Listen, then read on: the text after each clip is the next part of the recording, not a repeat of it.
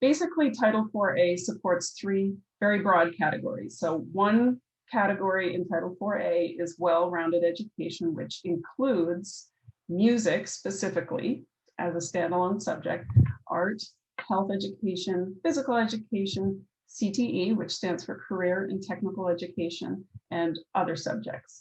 The second broad category that Title IV-A supports is safe and healthy schools. So this is funds that goes towards mental health services, things like violence prevention and safety initiatives.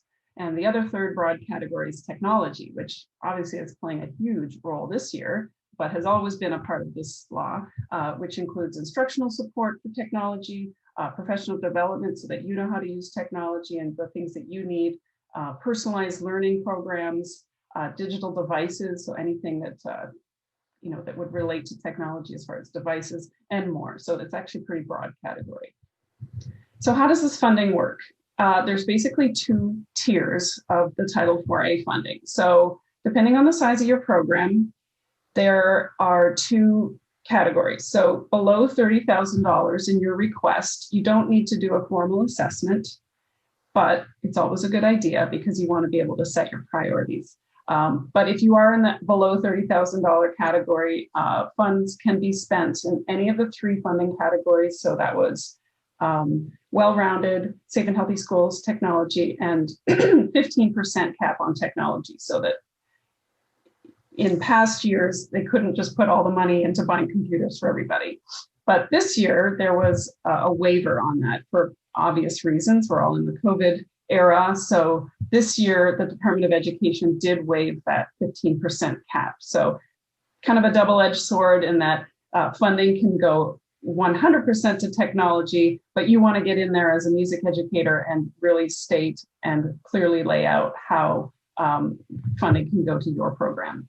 So over $30,000, you do need to do a needs assessment. And this is not a super complicated thing, and we do have tools for you to help guide how to do an assessment.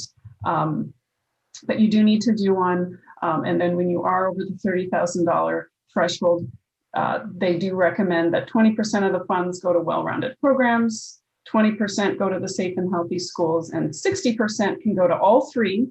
And again, with the 15% cap on technology, which was waived for this year. Okay, just a few examples. So what is this funding going to when we're talking about music programs? So things like professional development, clinics, in-service workshops for your teachers at your district level or at your school level. Obviously musical instruments, string instruments, band instruments, percussion instruments, keyboard instruments, guitars, recorders, all the things that go along with musical instruments. Adding or expanding music courses like guitars, maybe a mariachi program, piano labs, modern band, I mentioned mariachi, supplies and textbooks, sheet music, stands, accessories, all those great things. And technology programs like how to use music notation.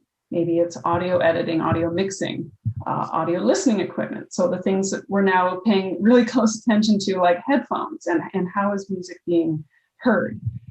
Facilities upgrades, which will probably come a little bit later because many people are at home still, but facilities upgrades like acoustic panels, storage units, and I think especially going ahead for going back to school in the post-pandemic era, it's going to be for more safety and health as well.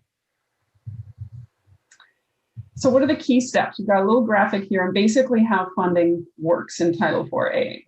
Federal funds are allocated, then it's allocated to the states, and the states are working towards getting those passed down. The district has laid out its priorities according to its requests.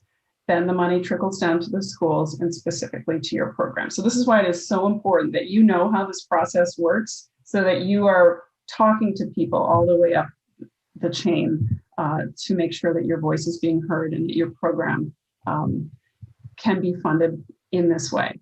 So what do you want to do first? You want to meet with your fellow teachers at your school and talk about how can we use this? What are our priorities for growing and strengthening the programs in music, and not just music, but in art? So you want to look at this holistically because that's how this program works. It's a well-rounded, safe and healthy, and technology. So you kind of want to look holistically, but as music teachers, you definitely want to have a seat at the table to talk about how this can fund your program and to expand your program and make it even stronger. So you're going to want to meet with the teachers, the principal, and your district coordinators. Then you're going to want to do the needs assessment. So even if you're a really small school, really small district, and you're looking at under $30,000, you probably still want to do that, just because it really helps lay out your priorities as a group of teachers and a group of arts educators, and come up with your priorities. And then you're going to want to share this with your district's grant personnel. So there's somebody at just about every district in the country that is in charge of how money flows down to the program. So that is the person you want to make sure that you know who that is, and that you're communicating with them, or your principal's communicating with them.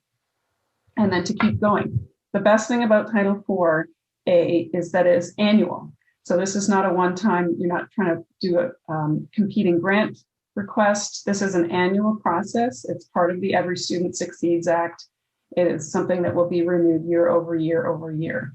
And so getting involved in this process and adding to it, making it better, is something you want to do year over year.